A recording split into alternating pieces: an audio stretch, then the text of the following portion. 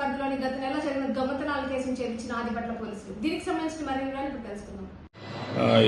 ఎవరు లేని టైంలో స్క్రూ డ్రైవర్ సహాయంతో ఐరన్ రాడ్తో దాన్ని లాక్ బ్రేక్ చేసి ఇంట్లోకి ఎంటర్ అయ్యి తీసుకోవడం జరుగుతుంది. అతను మా డీసీపీ గారు, శంషాబాద్ డీసీపీ గారు రాజేష్ సార్ గారి పర్యవేక్షణలో రవికుమార్ SHO ఆదిపట్ల మరియు DSI Noel Raju PS Adipatla, head constable Srinivasaraju, Ravikumar, constables Kiran Reddy, Ellaiah, Upender, Sivachandra, Santosh, Sandeep, Santosh, భరత్తో కూడిన టీము మంచి వర్క్ చేసినారు. దీని మీద మా సిపి గారికి రివార్డ్ రోల్ కూడా పంపించడం జరుగుతుంది. దీంట్లో మిగతా 11 కేసెస్లో ఉన్న పెండింగ్ కేసెస్ కూడా రికవరీ చేయడం జరుగుతుంది.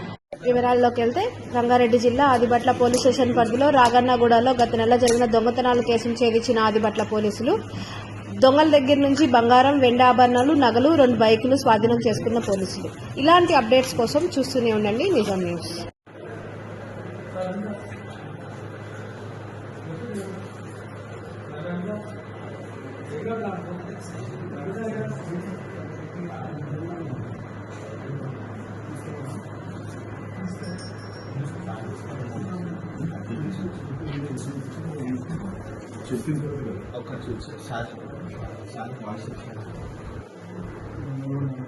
మళ్ళీ వాళ్ళు ఫోటో తీసుకుంటారు.